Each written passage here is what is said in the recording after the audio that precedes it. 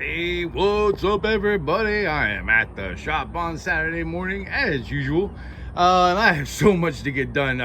Next weekend, I'm not going to be in the shop because I'm going to be at Tampa Bay Comic-Con doing panels, and I will be bringing a few steaks and some books and t-shirts and stuff with me. If you're going to be there, come check me out.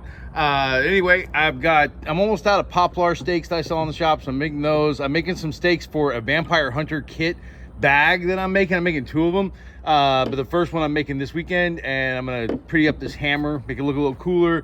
I'm making another couple of sets of the blade, the Vampire Hunter style prop steaks, and over here these are the end caps for the next three sets of the Michelangelo Consafe nunchucks. I'm gonna paint those yellow here in a minute, and I'll be working on those later today.